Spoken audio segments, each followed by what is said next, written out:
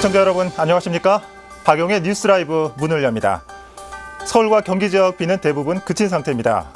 이번 주말까지 여의도와 송파구 석촌 호수에서 벚꽃 축제가 이어집니다. 하지만 실질적인 만개는 13일 정도라고 하니까요. 이번 주말은 물론 다음 주까지 즐기실 수 있을 것 같습니다. 자, 4월 6일 박용의 뉴스 라이브 지금부터 시작합니다. 오늘의 헤드라인입니다. 고척돔 주변 상권이 활성화될 거라는 기대치 때문에 임대료는 올랐지만 매출은 그대로라 상인들이 울상을 짓고 있습니다. 몽양기념관 운영권을 두고 자치단체와 시민단체가 팽팽한 줄다리기를 벌이고 있는 양평군으로 가봅니다. 단체 대화방에서 문재인 전 민주당 대표를 비하하는 글을 올린 신현희 강남구청장이 강남구의회 구정질문에 출석했습니다. 성동구 용비교 부근을 지나던 승용차에서 원인 모를 화재가 발생해 200만 원의 재산 피해가 발생했습니다.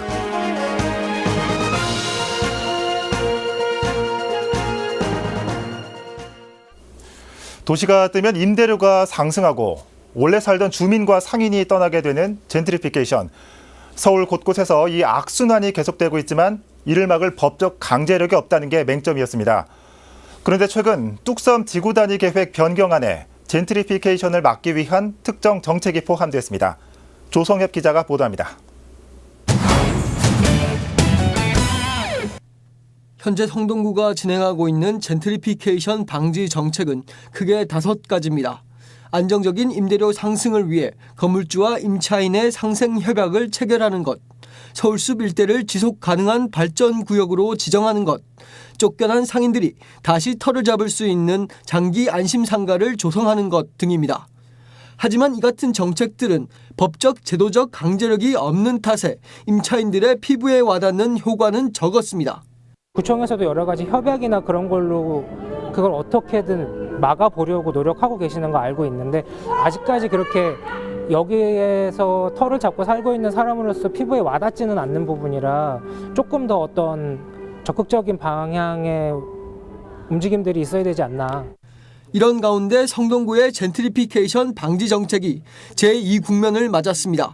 지난달 22일 뚝섬 지구단위 계획 변경안이 서울시 도시건축 공동위원회를 통과했는데 여기에 젠트리피케이션 방지를 위한 제도적 장치가 마련된 겁니다. 변경안의 핵심은 대기업 프랜차이즈 업체의 입점을 제한하는 것입니다. 프랜차이즈 업체의 진출을 막아 지역적 특색을 보존하겠다는 취지입니다. 반면 소규모 공방과 서점의 입점은 장려합니다. 현재 독특한 공방이 서울숲길 곳곳에 자리 잡은 만큼 그 특성을 더 살리겠다는 취지입니다. 구는 변경안을 위반할 경우 국토계획법에 저촉될 수 있어 고발 조치도 가능하다는 입장, 즉 해당 안이 강제성을 띈다는 겁니다. 협약 불이행에 대한 위반 사항에 대한 제재 조치, 그런 부분에 대해서는 제재 규정을 준용을 해서 고발 조치를 한다든지 할 수 있을 것으로 저희들은 생각하고 있습니다. 변경안은 이달 중 주민 공람 공고를 거쳐 다음 달 초 적용될 예정입니다. 구는 보다 확실한 법적 제재력을 가지기 위해 젠트리피케이션 관련 법 제정에도 박차를 가할 계획이라 전했습니다. 딜라이브 서울 경기 케이블 TV 조성엽입니다. 네, 어차피 프랜차이즈를 운영하려는 사람들도 대부분 서민일 텐데 말이죠. 딜레마네요. 이 성동구의 묘안이 빛을 발하길 기대합니다. 자, 그런데 며칠 전 프로야구 개막으로 상권 활성화가 기대된다는 고척돔 주변 상인들에 관한 보도 전해드렸습니다. 오늘은 그 뒤에 숨겨진 어두운 면을 보여드리겠습니다. 역시 상가 임대료에 관한 얘기인데 현장에 나가 있는 취재기자 연결해봅니다. 엄정규 기자. 네, 저는 고척동 인근에 나와 있습니다. 네, 제가 앞서서 어두운 면이라고 표현했는데 어떤 얘기입니까? 네, 제가 얼마 전 프로야구 개막을 앞둔 상인들의 이야기를 전해드렸는데요. 네. 상인들을 인터뷰하면서 동구장 완공 이후 임대료가 올라 걱정이라는 말을 들었습니다. 그래서 이 부분을 확인해보고자 이곳에 나왔습니다. 네, 임대료가 얼마나 올랐습니까? 네, 상인들과 인근 부동산 업계의 이야기를 종합해 보면 네. 구장과의 거래에 따라 차이가 있지만 기존 상인들은 약 20에서 50%, 그리고 돔구장 완공 이후 이곳에서 장사를 새로 시작한 상인들은 이전에 비해 2배 가까이 오른 임대료를 부담하고 있는 실정이라고 전했습니다. 네. 임대료 부담이 높다고 하더라도 이 돔 주변은 아무래도 사람들이 많이 다니니까 장사도 그만큼 잘 되는 거 아닙니까? 네, 박앵커 말대로 임대료가 올라도 장사만 잘 되면 걱정이 없겠죠. 하지만 네. 상인들의 이야기는 달랐습니다. 네, 야구 경기가 1년 내내 진행되는 것도 아니고 보시는 것처럼 주변에 대학도 있는데 방학 기간이 길죠. 여기에 주변에 대형마트 그리고 구장 내에 판매 시설이 있다 보니 영세한 상인들은 그 경쟁이 버겁다고 말합니다. 물론 동구장 개장 이후 매출이 늘긴 했는데 기대만큼은 아니고 임대료 상승으로 인해 오히려 가게 운영에 애를 먹고 있는 상황입니다. 그렇군요. 그런데 이 매출은 크게 오르지 않았는데 임대료는 올랐다. 저는 선뜻 이해가 되지 않거든요. 어떻습니까? 네, 맞습니다. 좀 전에 기대치 말씀을 드렸는데 동구장 완공으로 인해 지역 상권 활성화에 거는 기대가 컸습니다. 완공 초기 대형 콘서트나 야구 경기로 사람이 몰리다 보니 네. 당연히 장사가 잘 될 것이라는 것이었고 상인들도 임대료가 어느 정도 올라도 괜찮다라고 생각했답니다. 네. 하지만 득을 본 업종은 분식, 편의점 등 몇몇에 불과했다는 게 상인들의 이야기입니다. 그렇군요. 그리고 일부 건물주들이 임대료를 올리다 보니 자연스럽게 임대료 상승이 주변으로 퍼지고 있습니다. 네. 자, 이거를 흔히 말하는 젠트리피케이션이라고 볼 수 있는 겁니까? 네, 아직 젠트리피케이션 현상이 나타났다고 말하기는 힘들 것 같습니다. 이곳이 홍대와 경리단길 같이 흔히 잘 나가는 상권이라 보기도 어렵고요. 네. 기대감만으로 임대료가 오른 특이한 케이스인데 이러한 상황이 계속 이어진다면 상인들은 견디기 힘들다고 말하고 있습니다. 자세한 이야기는 후속 보도를 통해 전해드리겠습니다. 네. 엄 기자 수고했습니다. 네, 이상 프로그에서 전해드렸습니다. 네. 기대감만으로 임대료가 올랐다. 그런데 막상 뚜껑을 열어보니 매출은 별반 다름없다. 이 건물주들도 이 상인이 빠져나간 뒤에 다른 상인들이 들어오지 않아서 애를 먹고 있다고 하니까 이 사안은 시간을 두고 좀 봐야 할 것 같습니다. 고척 동구장 연결해봤습니다.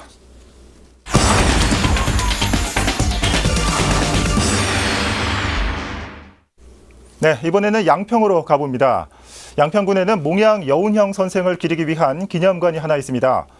그런데 이 기념관에 운영권을 두고 양평군과 시민단체가 힘겨루기를 하고 있습니다. 이유가 뭘까요? 문제의 몽양기념관 현장에 취재기자 나가 있습니다. 오용석 기자.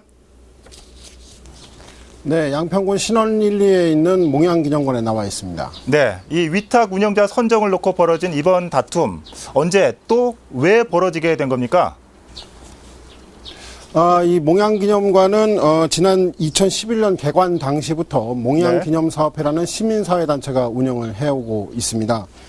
그런데 지난해 말입니다. 재위탁 선정 과정에서 탈락을 했습니다. 대신에 이 상명대학교와 이곳 신원일리 마을 주민들이 컨소시엄을 구성해서 네. 위탁자로 선정이 된 바 있습니다. 예. 그런데 그 과정이 뭐가 문제가 되는 건가요? 네. 이 위탁자 선정 절차에 하자가 있다. 이렇게 네. 시민단체들은 주장을 하고 있습니다. 새롭게 선정된 이 상명대 컨소시엄이 관련 부문 운영 경험이 전혀 없다. 이런 네. 얘기인데요. 그렇기 때문에 당사자 적격, 그러니까 바로 신청자로서 자격이 없다라는 얘기가 될 것 같습니다. 예. 자, 물론 이 양평군은 전혀 하자가 없다는 주장을 반복해서 거듭하고 있고요. 현재 시민단체는 이 부분에 대해서 지난해 말부터 행정심판을 요청해 놓은 상태입니다. 예. 지금 상명대도 현재 손을 떼려는 움직임을 보이고 있는 것을 알고 있는데 어찌됐든 이 시민을 위한 시설입니다. 운영은 되고 있습니까? 네, 상명대는 말씀하신 것처럼 손을 떼려는 움직임을 보이고 있는 게 아니라 지난달 말쯤에 이미 손을 뗀 상태입니다. 예. 자, 다행히 하지만 일반 관람객들이 다녀가는 데는 별로 문제가 없어 보입니다. 보시는 것처럼 이제 무료 관람을 하고 있고요. 사태 이전과 다름없이 현재 문이 열고 있습니다. 해설사의 해설도 정상적으로 진행되는 상황이고요. 운영 주체가 없다 보니까 이 수익 산정을 하는 등의 이 문제가 있어서 다만 이제 무료로 시민들을 받고 있는 상황입니다. 그렇군요. 이 파행, 운행이지만 그 여파가 크지 않아서 다행이라고 볼 수 있는 겁니까? 네, 뭐 물론 그렇게도 볼 수 있겠지만 어떻게 표현하자면 이렇게 표현할 수 있을 것 같아요. 한 집에 네. 서로가 집주인이라고 두 명이 싸우고 있다, 뭐 이런 모습을 볼 수 있을 것 그렇군요. 같은데 지금 예. 잠깐 안으로 한번 들어가 보겠습니다. 예. 네, 원래 평소에는 이곳에 양평군청 공무원들이 나와 있지 않았었는데요. 네. 이번 사태가 시작되면서 군청 공무원분들이 시설관리 차원에서 이렇게 파견이 돼서 현재 근무를 하고 계십니다. 그리고 조금 더 안쪽으로 들어가 볼까요? 입구에서 우측으로 들어가 보면 기존 몽양영령기념관 사업회 측에서 나온 직원들이 근무를 하고 있는 사무실이 있습니다. 바로 네. 이곳인데요. 네, 지금 보시는 것처럼 이분들이 이렇게 지금 근무를 계속해서 하고 계십니다. 예. 사태가 벌어진 지 한 3, 4개월이 지났는데 현재까지 양평군에서 운영 지원금을 주지 않고 있기 때문에 이분들은 네. 현재 월급을 받지 못한 채 근무를 하고 계십니다. 말 예. 그대로 이른바 이제 출근 투쟁으로 맞대응을 하고 있다, 이렇게 얘기를 할 수 있을 것 같습니다. 예. 자, 오영석 기자 잘 들었습니다. 수고했습니다. 네, 지금까지 몽양기념관에서 전해드렸습니다. 네. 자, 몽양 여운형 선생 이권 싸움 때문에 이 기념관 운영비 2억 원도 못 받고 있는 상태라고 합니다. 주민들의 이용에는 큰 지장이 없다는 점은 다행이긴 한데 어서 정상적인 운영이 됐으면 좋겠습니다. 자, 양평군 연결해봤습니다.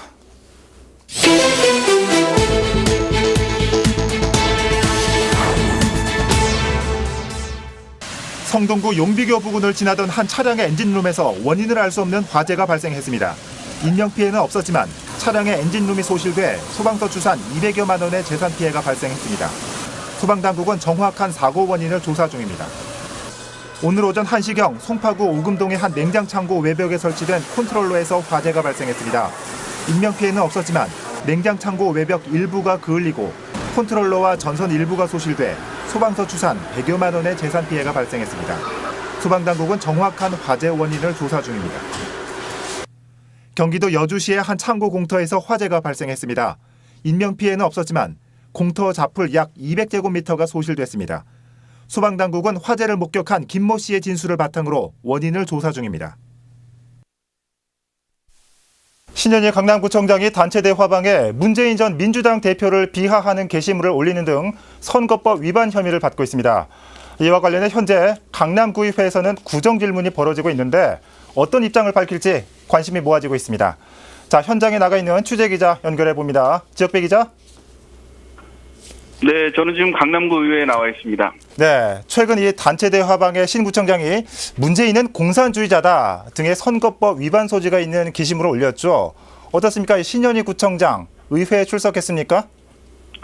네, 그렇습니다. 현재 강남구의회 이관수 의원이 신현희 구청장을 상대로 공직선거법 위반 사항과 춘향 공연 특혜 관련 구정질문을 벌이고 있습니다. 신 구청장은 평소 의회에 출석할 때의 모습과 다름없이 자연스럽게 관계자들과 인사를 하고 차분히 구정질문에 대한 답변을 준비했습니다. 예. 자, 여러 가지 혐의가 있는데 먼저 이 공직선거법 위반 혐의를 받고 있는 이 게시물에 대해서는 어떤 입장입니까? 네, 이관수 의원이 구청장실 압수수색에 대한 심정을 물었습니다. 이제 휴대폰을 이에 대해 신구청장은 휴대폰을 압수당한 것뿐이고, 네.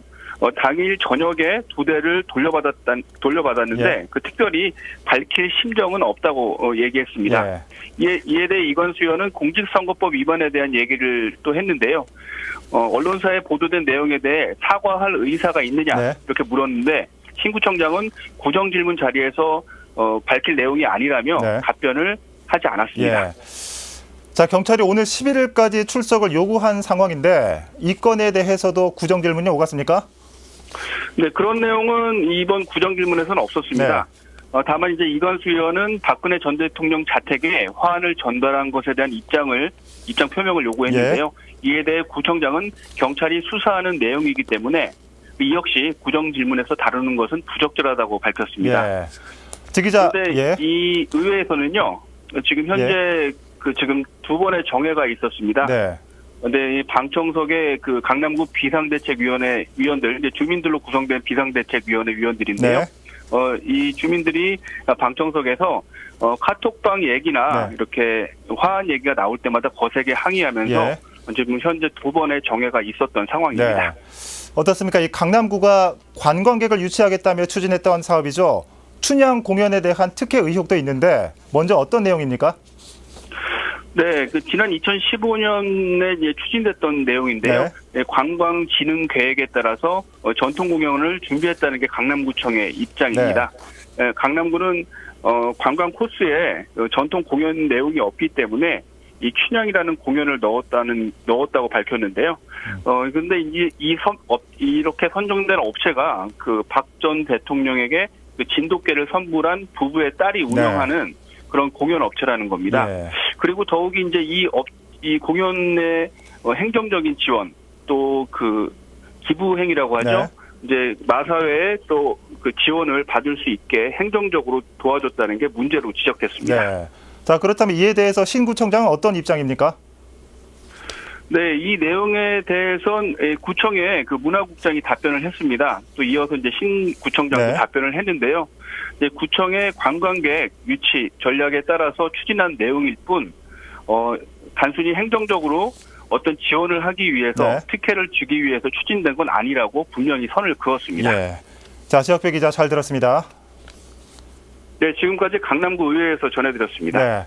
자, 이 부분은 추후 보충 취재를 통해서 더 자세한 내용 전해드리겠습니다. 강남구의회 연결해봤습니다.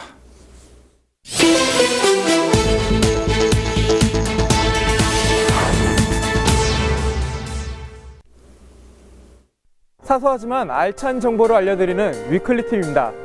날씨가 따뜻해지면서 인라인 스케이트를 꺼내 신는 분들 여러 계실 텐데요. 오늘 이 시간에는 인라인을 즐길 수 있는 팁에 대해 자세히 소개해드립니다. 다리를 어깨 넓이로 벌린 뒤 두 손을 무릎 위에 얹습니다. 체중은 한쪽 발에 싣고 다른 발에 힘 빼기를 반복하는 이것은 인라인 스케이트의 푸시 동작입니다. 주행할 때 사용하는 동작으로 힐 브레이크를 이용해 속도를 제어할 수 있습니다. 이용 방법은 인라인의 앞부분을 살짝 든 상태에서 뒤꿈치에 달린 고무를 끌면냅니다. T자 모양을 만들어 속도를 조절하는 방법도 있습니다. 앞발에 체중을 싣고 뒷발에 힘을 뺀 채 직각으로 구부려 바퀴 옆면을 끌면 됩니다. 예전에는 멈출 수 없었는데 지금은 멈출 수 있어서 정말 좋아요. 주행 중 장애물이 있으면 방향을 바꿔 피하는 방법도 있습니다. 애들이 즐기는 데도 도움이 될 뿐더러 평행돌기는 우리가 이제 인라인 타고 속도를 냈잖아요. 부딪힐 때 몸을 회전을 해서 사고에 대비할 수 있는 그런 동작이에요. 평행돌기를 하기 위해선 선행적으로 시선이 회전 방향을 향해야 합니다. 또 회전 방향 반대쪽 발에 체중을 실으면 평행돌기를 할 수 있습니다. 옛날에는 회전을 돌 때 계속 앞으로 가다 보면 부딪히고 그랬으니까 근데 회전을 배우고 다음에는 안 부딪히고 그게 좋았어요. 구름 위에 떠 있는 것처럼 좋았어요. 인라인을 탈 때는 무릎과 팔꿈치, 손바닥 순으로 넘어져야 사고 위험을 줄일 수 있습니다. 이때 얼굴에 찰가상을 입지 않으려면 고개는 옆으로 돌려야 합니다. 뒤로 넘어질 경우엔 얼굴과 양손을 가슴 안쪽으로 모은 뒤 엉덩이 옆쪽을 이용하면 됩니다. 지금까지 인라인 스케이트를 즐길 수 있는 방법에 대해 알려드렸는데요. 주행 중 사고를 예방하기 위해선 무엇보다도 안전장비를 착용하는 것이 중요하다는 것을 잊지 마시기 바랍니다. 위클리 팁은 시청자 여러분의 참여를 기다립니다. 혼자 알고 있기 아까운 정보 또는 궁금한 것이 있다면 주저 말고 제보해 주십시오. 지금까지 위클리 팁이었습니다. 네, 다음 소식입니다. 서울시 아파트 평균 매매가가 6억 원을 돌파했습니다. 재건축 단지가 많은 강남권이 상승폭을 이끌었습니다. 자세한 소식 전합니다. 서울 아파트 값이 6억 원을 넘었습니다. KB국민은행이 발표한 주택 동향에 따르면 지난달 서울의 아파트 평균 매매가는 6억 17만 원. 전달 5억 9,861만 원보다 156만 원 올라 조사가 시작된 2008년 이후 최고가를 기록했습니다. 가격 상승을 주도한 지역은 재건축 단지가 대거 포진한 강남권입니다. 강남 11개 자치구 아파트 평균가는 3월 말 현재 7억 2,343만 원. 전달 대비 0.12% 올라 전국 평균을 웃돌았습니다. 반면 강북 14개 자치구 아파트 매매가는 4억 5,539만 원으로 전달 대비 0.08% 상승했습니다. 전문가들은 강남 지역의 재건축 이슈로 매매가가 상승한 것으로 보고 있습니다.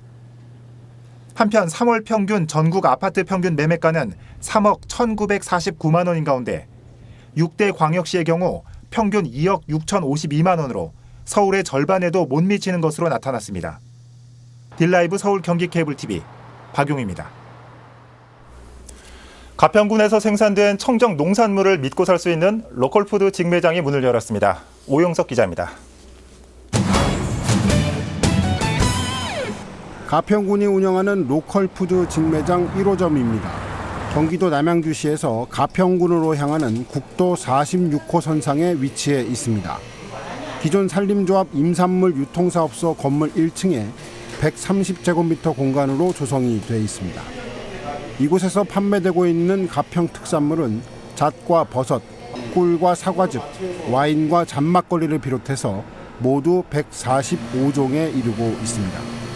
특히 계절별 특산물도 철을 바꿔가며 매장에서 판매할 계획입니다. 잣은 전국 최저가인 것 같아요. 잣은 서울에서 가까우니까는 쉽게 이용할 수 있을 것 같아요. 로컬푸드 직매장은 연중 무휴로 오전 9시부터 오후 6시까지 운영이 됩니다. 현재 로컬푸드 직매장에 참여하고 있는 가평군 지역 농가는 모두 140곳이 넘고 있습니다. 가평군은 참여 농가와 저장 가공시설 등을 확충해서 앞으로 2호점과 3호점 이렇게 로컬푸드 직매장 수를 점차 늘려나갈 계획입니다. 딜라이브 서울경 케이블TV 오용석입니다.